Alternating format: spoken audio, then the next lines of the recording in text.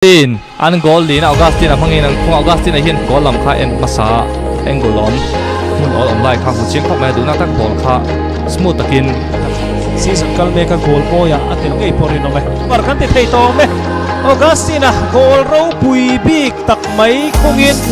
aggregate situng 5 man shoina goal ron khunga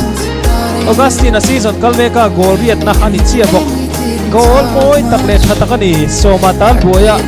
spear mek Tarnong lawan khai pa ber chumi Augustine na thiam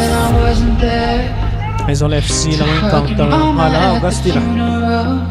goal at holuta chan somal goal kan tu mangin goal ang khawatian siriatan season kalmeka goal ko na khuk ta der mai ken taila Augustine tak thabok siaram luwa khenin apeu lo ni tin goal keeper soeron che sol boka siriatan finish thak enon le teng thi Augustine ram luwa kan sawa goal at holuta chatakani chu betera chu ball Augustine pa Augustine sila goal paksok tu hanya Augustine sama Augustine sel goal at holuta goal le teu goal kan lo maya Augustine tan og defenso maki Augustine kat chalutok Augustine kachon game over kan te to me Augustine goal ro pui bi kata enlon ne talaki so matal buaya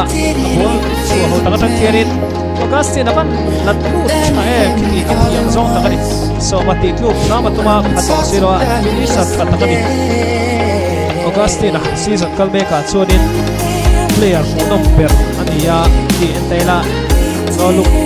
han ting da si khane kat sak maya chata kan khada chata season kalme ka goal moya atel ni porino Augustine va falve Augustine goal athol phaya Samuel ball thon ukhia ni lakhi Augustine tu manan mak lo ni tu to kana tawa Augustine tu pui efect roma tu pui fiat zo kani ti ronin ti ka hen ni so koni sef sin ba ni da du ni man nei tianin silai ra tha phi tu chu thatak ti nei ve le se lang mai ya khela du le Augustine chan soma Augustine ball pick Augustine dong akat zok mai Augustine akat pop mai Augustine ne dong Augustine hi dong he nangam lu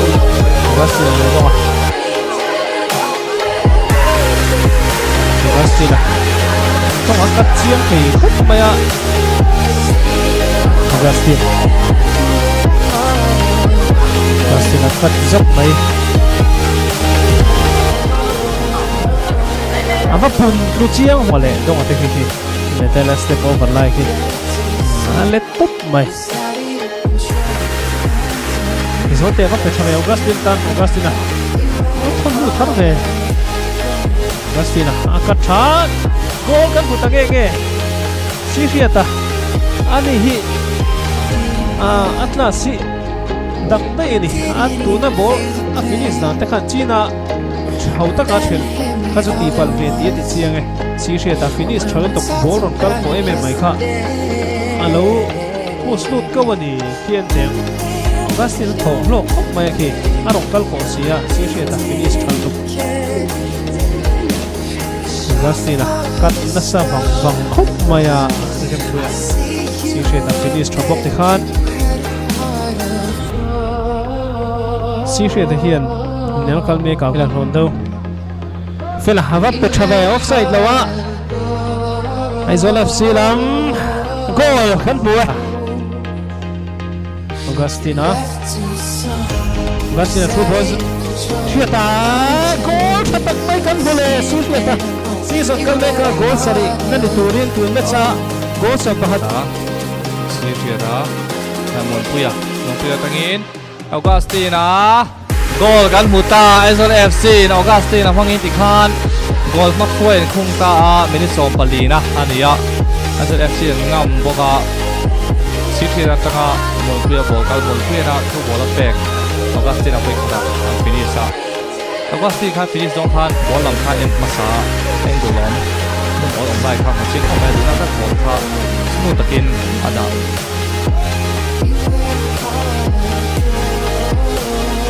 ma thabe Augustine tan Augustine up back ja ban goal chiang em tikhan Aizawl FC an goal ni na Augustine phangin an ko Augustine hin hat trick CM ta a Augustine mo thi dong te hian boom sep phara chumin no gi tu tharin space nei to angle ki zau to maya goalkeeper foi ban khian dan har sa nei ka ting ka chu goal an thung sira ro bui don ne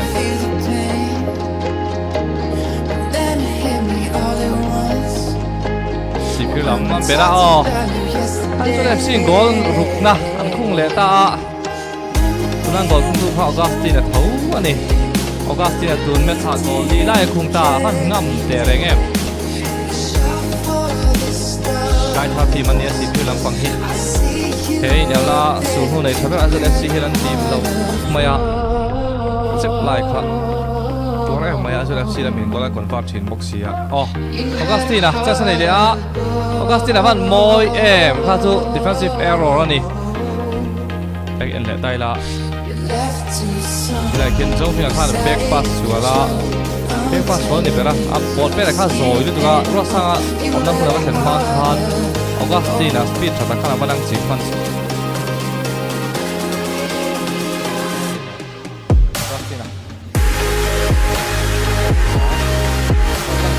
Augustine có môi về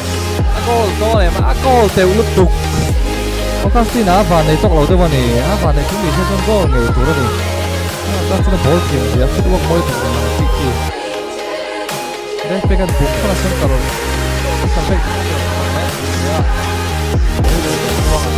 Một phe tranh đấu mà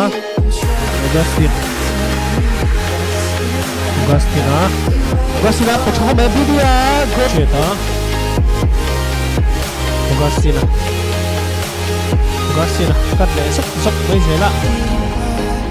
ông mà goal try sau tầm phiếu mấy tia lần đó là hết chưa đến Aizawl FC bốc cao ta lên hala Augustine Bidi tan Bidi Augustine ông mà goal try Augustine cầm tấm chân sút thẳng này xí xuyệt á Augustine Mama Augustine sẽ lên Augustine goal try á phân đấu về Augustine asim sakong a tha ma se tu met su goal ai ro fan tu ri chat mai khi en te la da kila tu tu pa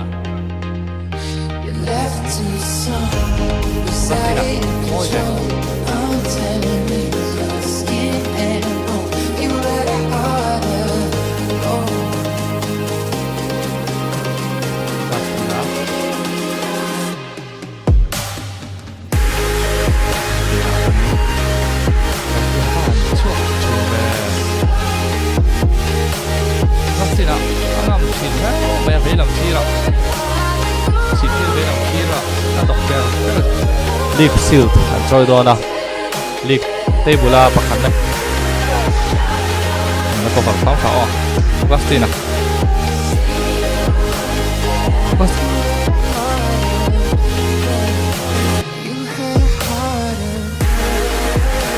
Augustine tang zera ani hi ball keng thi kan ti kha tinglam sia ran tam to pro zera zau te tan tha tam pha do pame Augustine cross ball nei le